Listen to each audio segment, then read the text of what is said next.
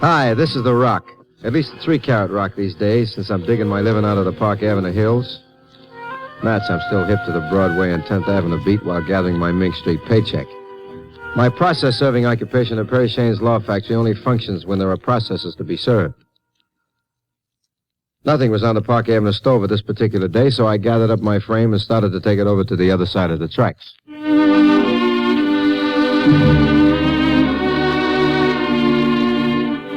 While passing along and counting the mahogany panels in the outer office, the ultra-solid door of Perry Shane's inner sanctum opened.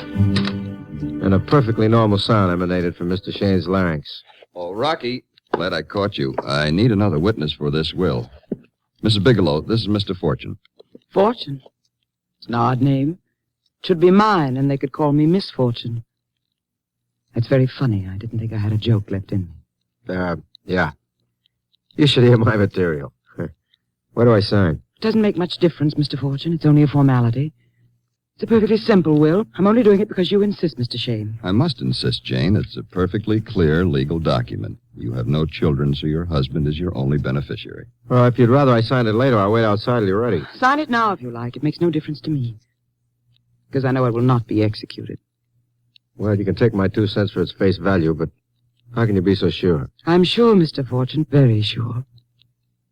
You see, I'm afraid I'm going to kill him.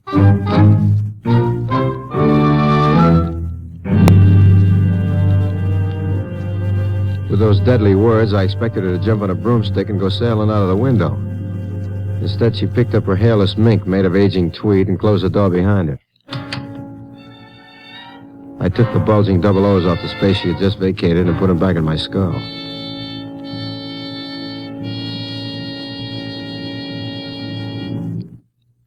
Say, Mr. Shane, is it not a little early for Halloween? She's a very unfortunate woman, Rocky. A woman steeped in the deadliest of fears. What's she afraid of?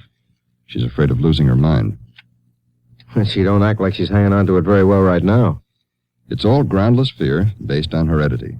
Her mother died insane, and she's convinced the same thing will happen to her. What's all this routine about killing her husband? Shouldn't she be watched if she makes statements like this? Well, her husband is convinced it's harmless, and he won't let anyone else look after it. She's lucky she has him, at least. Well, this is his life. Yes, it's his life, and I'm worried about it. Rocky, I hate to ask you to do this for me, but will you go out there to their home for a few days and keep your eye on things? Why not? Just give me time to go to my tailor's and pick up a special little drape shape. Translation, please. A white Benny, friend. A little white coat. I think this I'm going to need.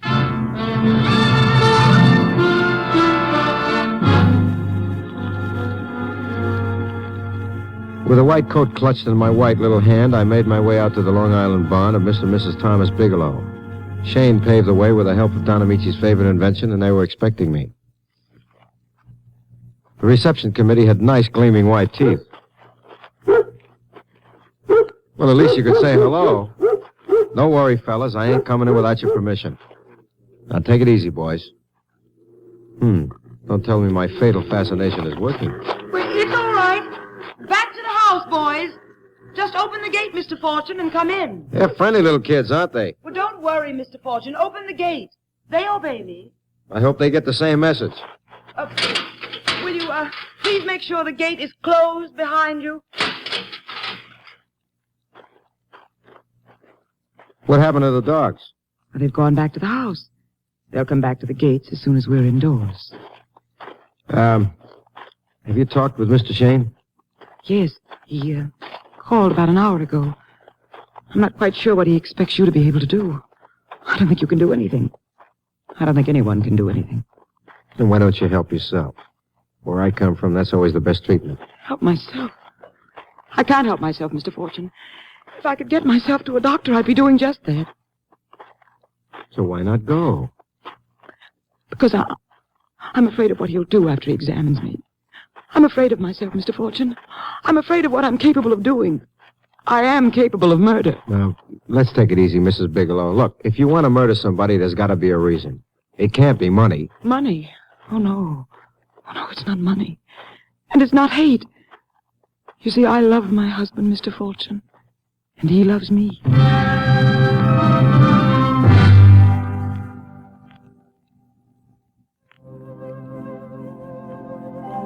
The house she ushered me into looked like it had been looking for a friend for years. This, like Madame, was a crazy little mixed-up house. Whenever you expected another room, you fell over another set of steps. She took me up one of these sets of steps, opened the door, and left a deposit. Me. The knocking that came upon my chamber door could have been the raven.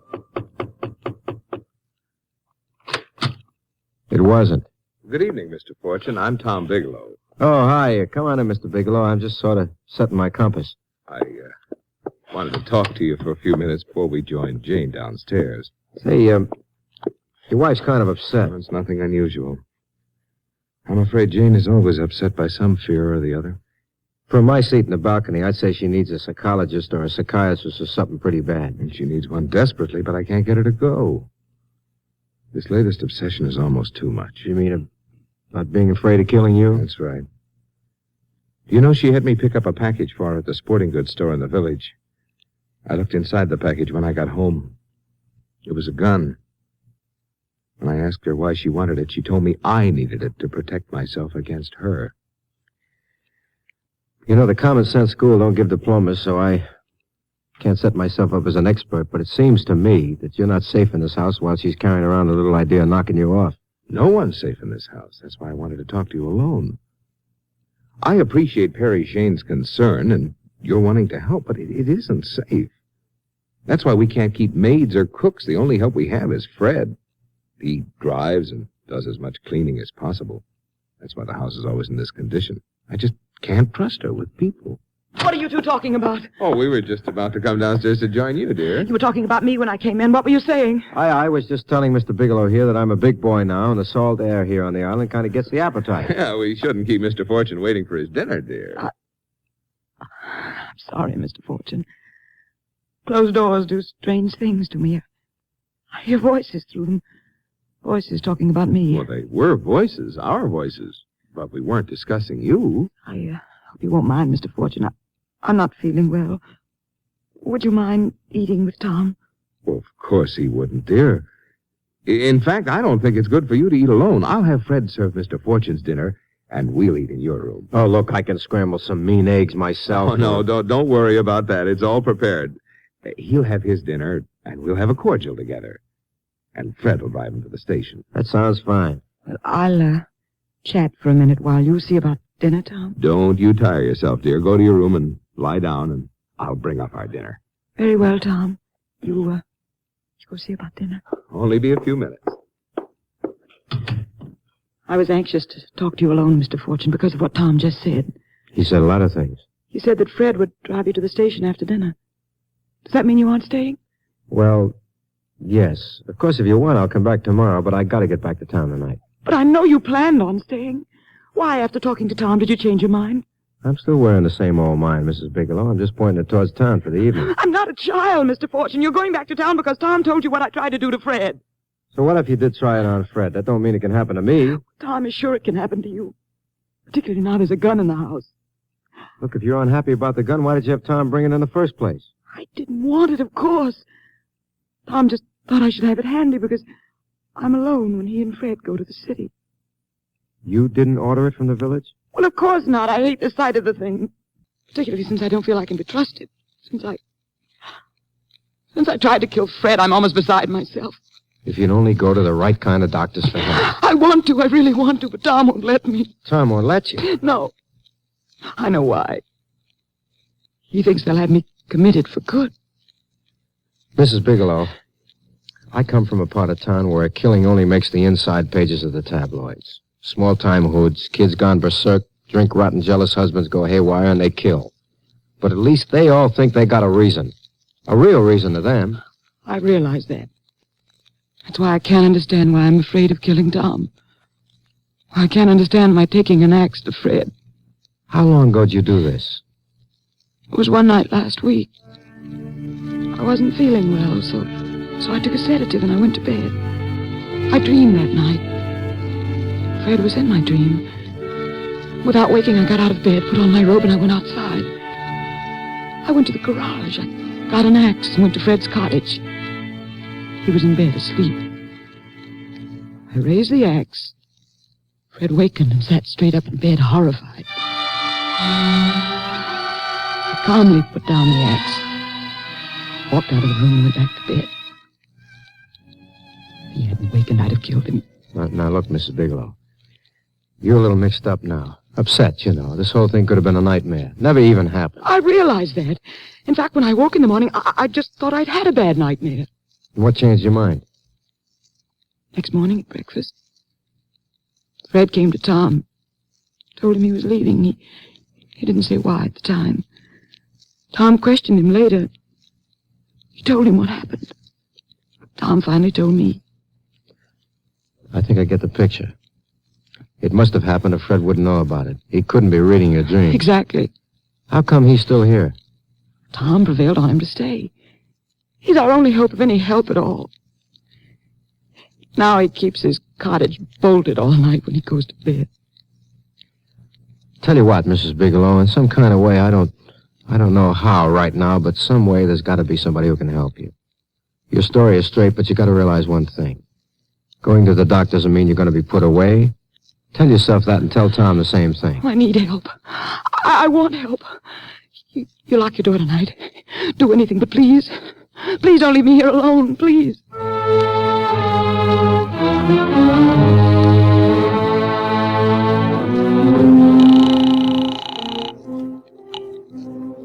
Hello? Perry, this is Rocky. What's the matter? Trouble? Trouble? Man, I was young at heart when I got out here, but right now I feel like I'm traveling from here to eternity. Some pretty serious things going on around here, Perry. This gal already tried to kill the hired man. She told me how herself. Oh, then it's much worse than I thought. If she really is homicidal, she better be put away now. I don't know about that, Perry, but I do know you better fix up a date for her to see a good doc as soon as possible.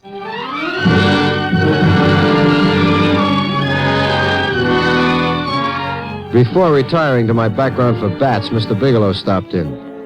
He must have been feeling kind of rocky because that's what he was calling me.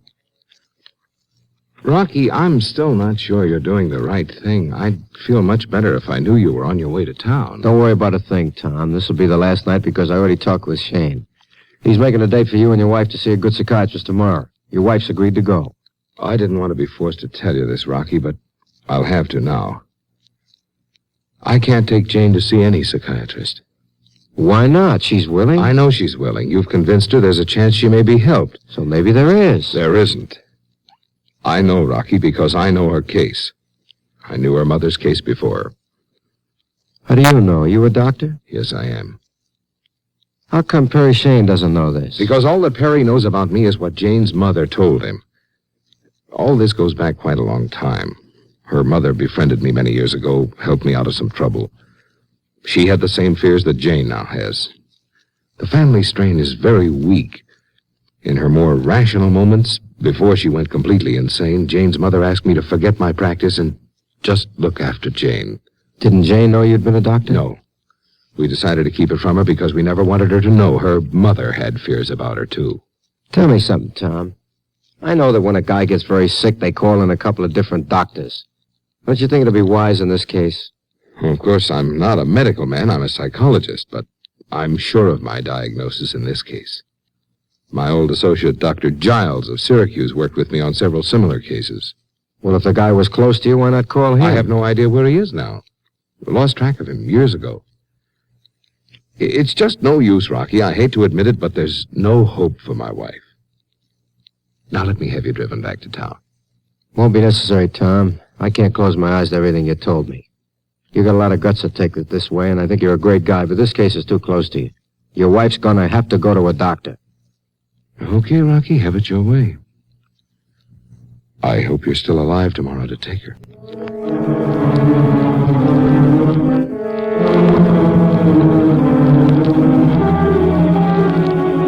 That was the last sound I heard from Mr. Bigelow, and the music it made to my ears was not from Harry James.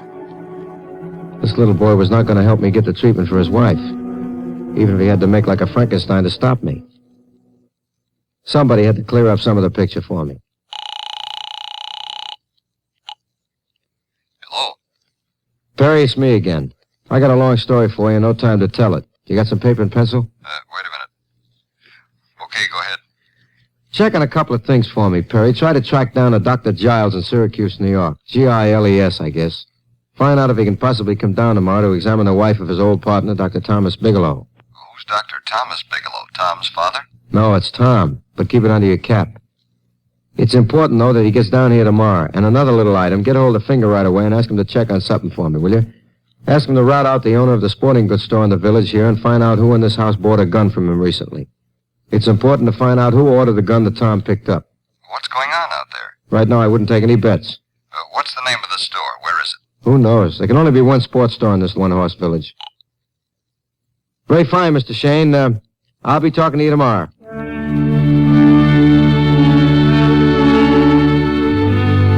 We had a third party on that line. I heard the click.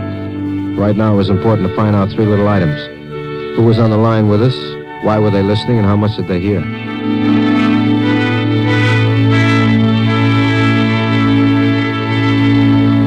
By this time, the house was so quiet it was noisy.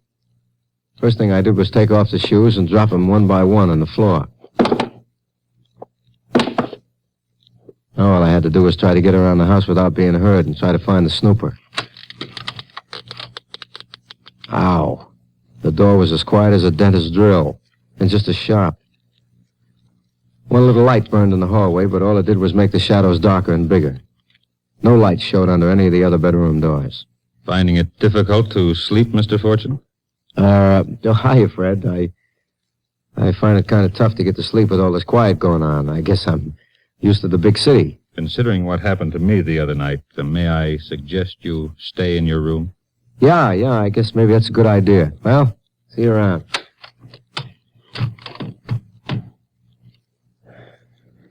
Now, what do you suppose this character was doing out in the hallway after the house had called it a night? It was supposed to be dangerous for him, too. Well, all I could do now was wait till later and find out if he was spending the night outside my door. Time was pulling at my eyelids. It was dragging, and it was dragging my eyes closed with it. I was blind as a bat when I shook myself awake, only this time it was from the dark, not the drink. I listened for any sound of movement. Nothing.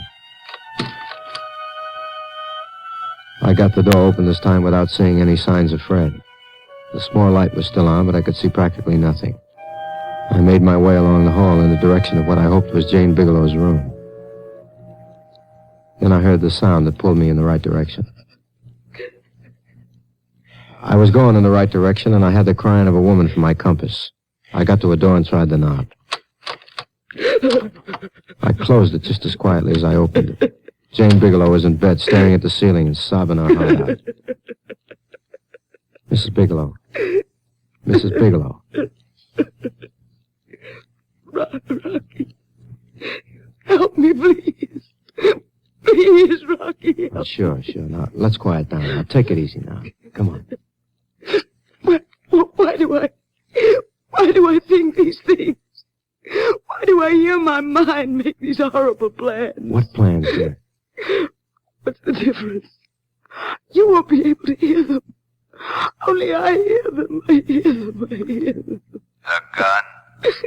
The gun in your drawer. You take the gun out of your drawer. Only I can hear them.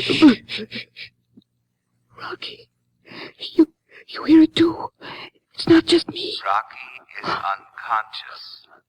You take the gun and you shoot Rocky.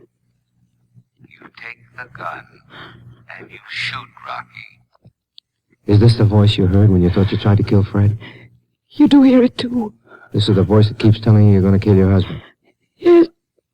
How can you hear it? It's in my mind. Lady, this voice isn't in your mind. It's coming out of your wall someplace. But what's happening, Rocky? I'm not sure of the whole thing yet. Tell me, did the voice talk to you before? I mean, just a few minutes ago? Yes. It woke me up. It told me I went to your room. I hit you over the head. I got the picture. I think I'm getting the whole picture now, so let's give him some directions. We got to get out of here fast. He listened to my phone confab with Shane and knows we're getting on to him.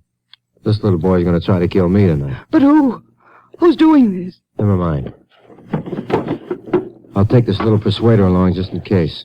Come on, back to my room. Now keep hold of yourself. Remember one thing. There's nothing wrong with your mind. Remember that.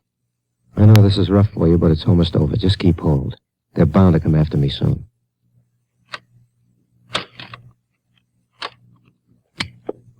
Surprise, Herman. Come on in. Rocky, what's the idea of the gun? Just following your directions, only instead of your wife supposedly shooting me with it, which is what you planted in her mind, I'm keeping this pointer right at your skull. Rocky, what's going on? My head. Rocky, I feel... No, please don't faint on me. You feel okay. This bum has been talking to you and everything for years. Now just swallow and pull yourself together. I'll be all right. What a smart little voice of conscience game you pulled, Mr. Bigelow. Check me on a couple of points. I don't know what you're talking about. You will. Everything fits. You were a psychologist. You knew your wife was disturbed because of how her mother died, and you kept working on her by planning things to make her believe the same thing was going to happen to her. And I didn't really try to kill Fred. Check me on this, Fred. Tom here coached you on the whole deal. The voice she heard, which was done through some simple gimmick planted through the house, it gave the story of what she was supposed to have done, right? All she actually knew about was what she heard. She never even left her room. Don't tell him anything, Fred. He doesn't know what he's talking about. He don't have to. We'll find a gimmick in the house. That's how you planted every thought you wanted in her head. And why you were coming over here now to hit me over the head and then shoot me with his gun. Later you'd convince her that she did it. It would happen that way, too, because it was all familiar to her. Familiar because of the thoughts you planted through the voice. Why did he do all of this? How could he do all of this to me? He was doing a very smart thing. Shane and everybody else knew that you had the obsession you were afraid of killing him. I'll make book. What he planned on doing was shooting you with his gun and then claiming self-defense against an insane woman. Or did both of you plan that, Fred?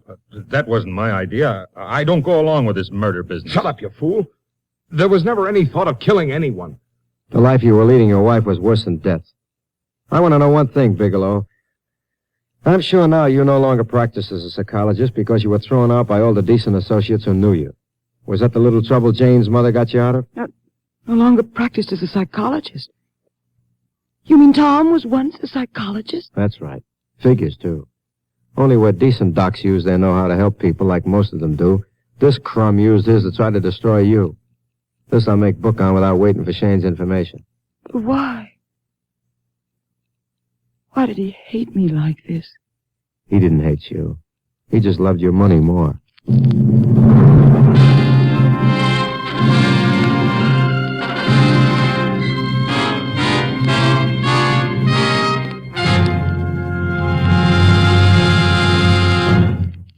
NBC has presented Frank Sinatra as that footloose and fancy-free young gentleman, Rocky Fortune.